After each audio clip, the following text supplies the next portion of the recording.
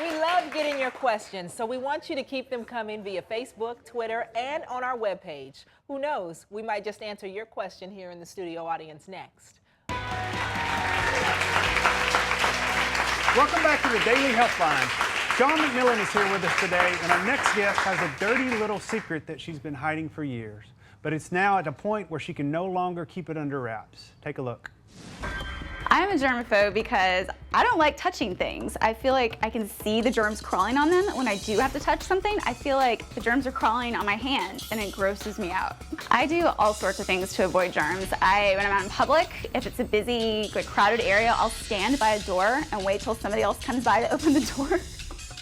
If I'm near a place where I have to touch something like an elevator or a crosswalk, I will use my foot to press the button because I don't want to touch that. I don't know what's on it. It's gross. I freak out when someone wants to shake my hand because I don't know where that hand's been. I'm in public bathrooms almost every day and I know hardly anybody washes their hands. And if they do, they don't use soap and water for 20 seconds. Over here we have my hand sanitizer.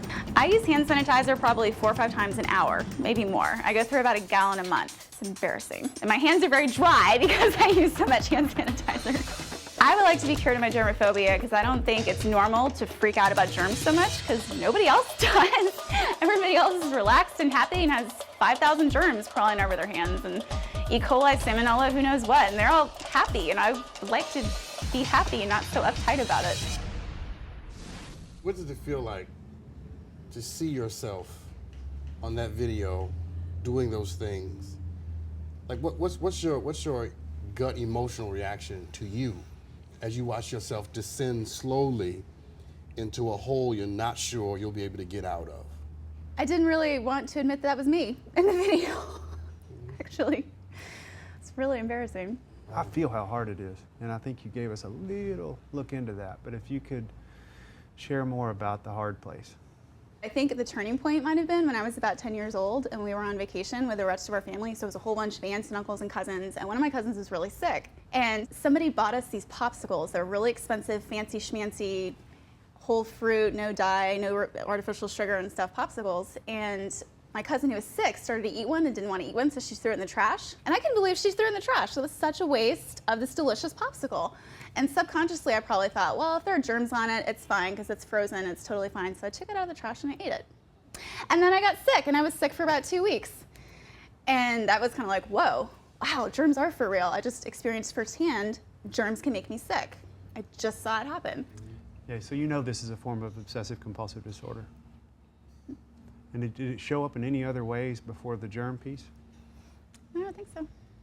I guess what I'm concerned about is you seem to have a disconnect emotionally from what you do and from how you feel about what you do and watching yourself do it. I mean, because you live every day fearful that something's going to get you. What does that feel like? Kind of scary, I guess. I mean, I don't want to get E. coli or salmonella or whatever those germs on the surfaces are that I don't know. I guess it's the fear of the unknown that freaks me out. Like, I don't know what I'm touching when I touch a public service. I don't know what's there. Well, not even a public service, because, I mean, you talked to our producers about a specific guy that you were interested in, right? That offered you a drink out of his beer, right? And I accepted it. It's free alcohol. Who's going to turn down free alcohol, right? But I didn't want to put my mouth in the bottle, so I kind of held it like that and drank from it without putting my mouth in the bottle, and everybody laughed because it was pretty ridiculous. A normal person, I spilled it. All over yourself. And that's not normal. Normal person would say, oh, cool, thanks, and take a sip. I don't know if it's a fear of getting sick. I think that's probably part of it. But I think there's a fear of intimacy with you, because that's what I think we're trying to do, is in order to help you, we got to connect with you. We did bring somebody here that I think can be pretty helpful in what you're going through. And John Hirschfield is in the audience today. And John is a psychotherapist, a marriage and family therapist in private practice in Los Angeles who specializes in cognitive behavioral treatment of OCD. He co-authored the Mindfulness Workbook for OCD. And, you know, John, I'm just curious what your take is on all this. This is a treatable disorder. It's not some strange thing that nobody knows anything about. It's well studied, it's well researched. Success rate is very high with cognitive behavioral therapy. What you would want to do is basically map out, okay, what are all the things that I'm doing that's repeatedly sending the message to my brain that I'm more prone to getting sick, that germs are intolerable, that I can't sit with uncertainty. And then we just kind of put it in order of what can you handle up to what you think you could never imagine doing, you know, touching the bottom of your shoe and licking your fingers or something like that. See what I'm saying? But, you know, you could probably shake your host's hands today.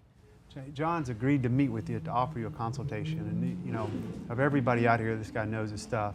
Would you be willing to accept that? Definitely. Sounds great. Great. All right, we thank Grace for being here, and a special thanks to John Hirschfield. Thank you so much, John. There's more when we come back, so stick around.